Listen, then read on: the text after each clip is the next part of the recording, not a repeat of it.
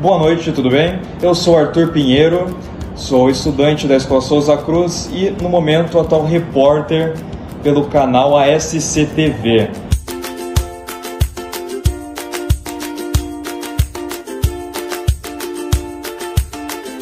Neste dia, trouxe a presença ilustre do professor Douglas. Tudo bom? Tudo bem. Se quiser se apresentar, falar um pouquinho sobre a tua formação, enfim. Meu nome é Douglas Anos de Quadros, sou formado em Português, Respectivas Literaturas, gosto muito de literatura, isso vem já desde o ensino médio, e escolhi o curso justamente por essa paixão por literatura. Pela literatura? Então foi a literatura que te conduziu ao caminho da docência e acabou se encantando no meio do percurso. Como é que foi a experiência?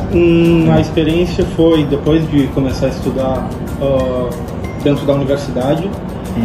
A minha experiência com a literatura se modificou. Enquanto antes ela era uma experiência de mais entretenimento, hoje ela é uma experiência mais analítica. Então a minha forma de leitura é uma leitura analítica, tentando compreender a questão estética, a linguagem, o que aquele livro traz de inovação.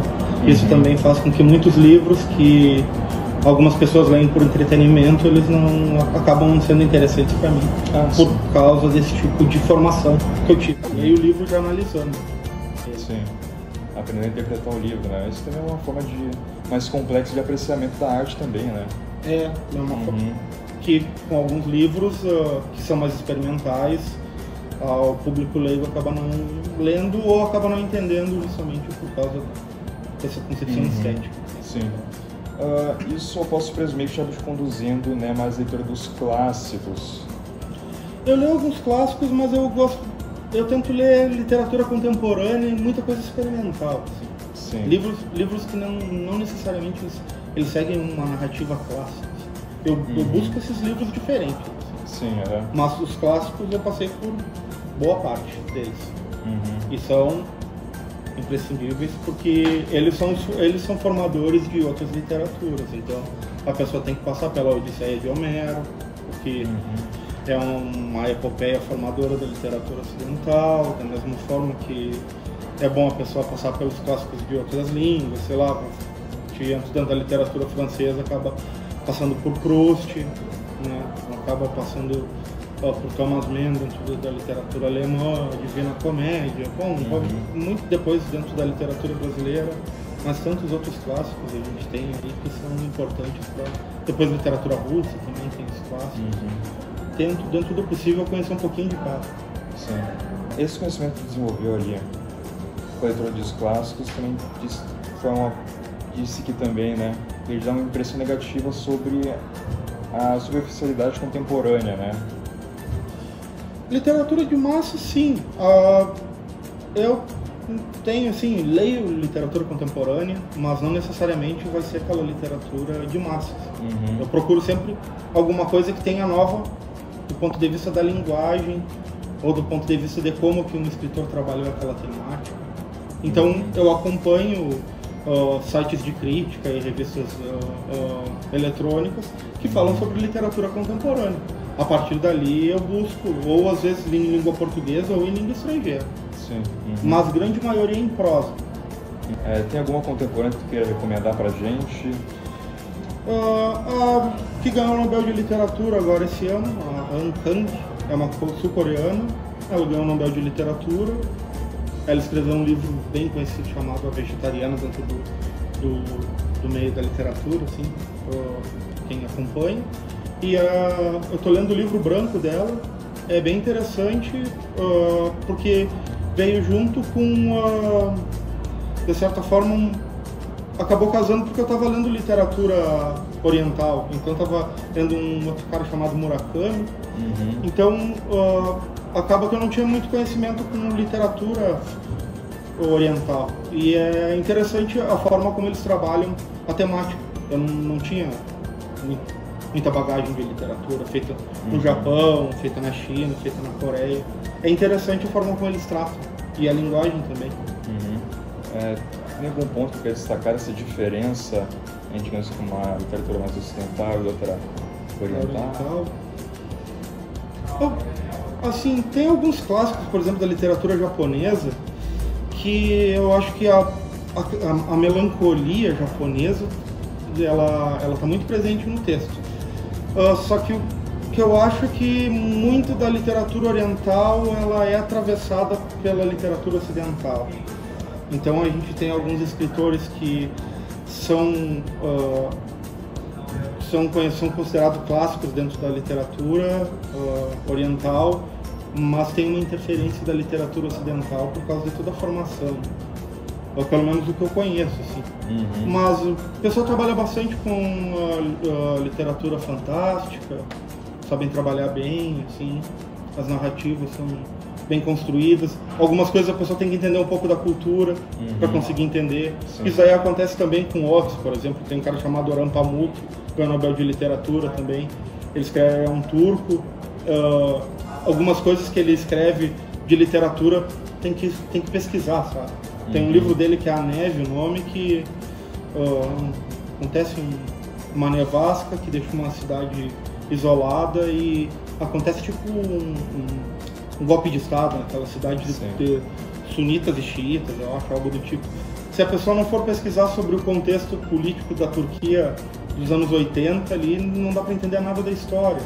Então também, isso faz com que algumas literaturas dê um pouco mais de trabalho da pessoa ler.